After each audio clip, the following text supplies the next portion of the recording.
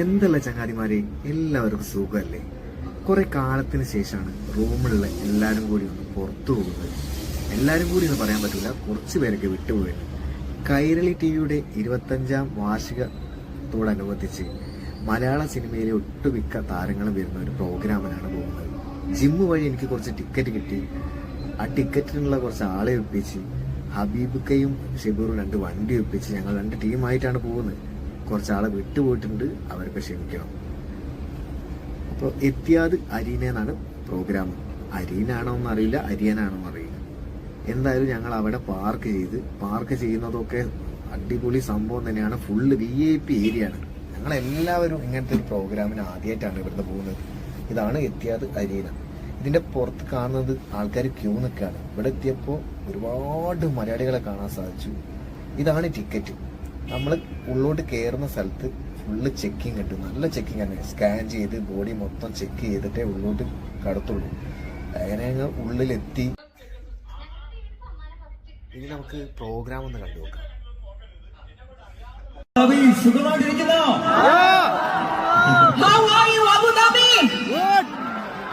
Okay, എല്ലാവരും excited ആണെന്നുള്ള കാര്യം ഞങ്ങൾക്കറിയാം. ഞാൻ Vaishakh from Gold 101.3 FM and ഞാൻ മീര ഫ്രം ഗോൾഡ് 101.3 FM. ഇന്ന് അബുദാബിയിലെ ഈ ഒരു ഇത്തിഹാദ് അരീനയിൽ എത്തിയിരിക്കുന്ന നമ്മളെല്ലാവരും ആകാംക്ഷയോടെ കാത്തിരിക്കുന്നത് ഒരു ചരിത്ര മുഹൂർത്തത്തിന് സാക്ഷ്യം.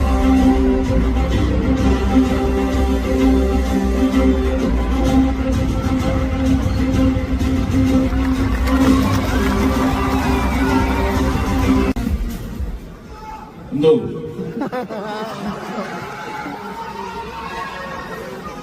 ബഹുമാനപ്പെട്ട മുഖ്യമന്ത്രി, സദസ്സിലിരിക്കുന്ന ബഹുമാനരെ, പ്രിയപ്പെട്ട നാട്ടുകാരെ, സുഖമാണോ?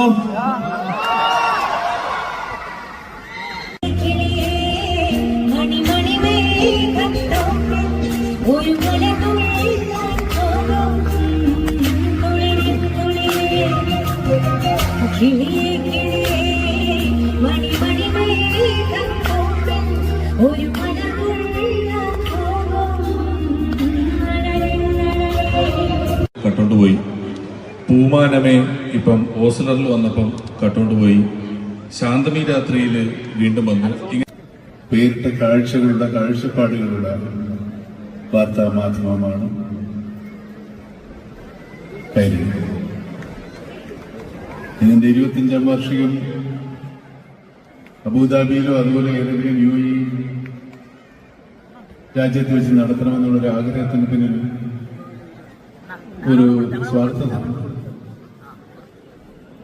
കേരളം വിട്ടാൽ ഏറ്റവും കൂടുതൽ മലയാളികളുള്ളത് ലോകത്തിന്റെ ഈ ഭാഗത്ത്.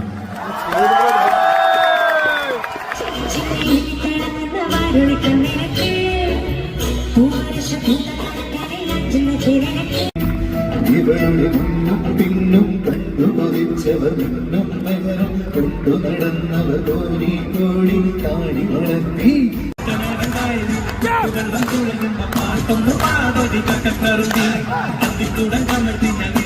കുടിക്കുമ്പോ പഴങ്കഥ പറഞ്ഞതി പുളിക്കുയിലേ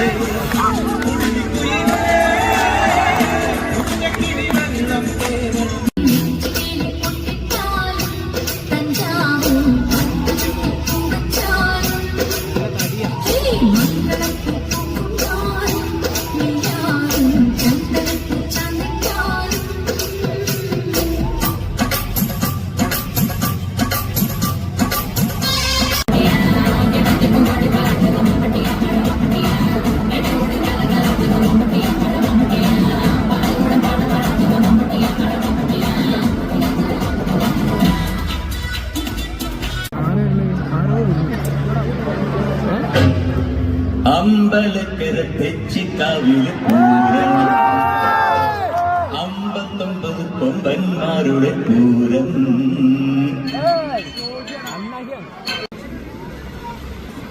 എനിക്ക് സിനിമയിൽ വന്ന അന്ന് മുതൽ അന്നും ഇന്നും എന്നും ഞാൻ മമ്മൂക്കയുടെ ഒരു ഹാർഡ് കോർ ഫാനാണ്. ഞാൻ പല സ്ഥലങ്ങളിലും പറഞ്ഞിട്ടുണ്ട്.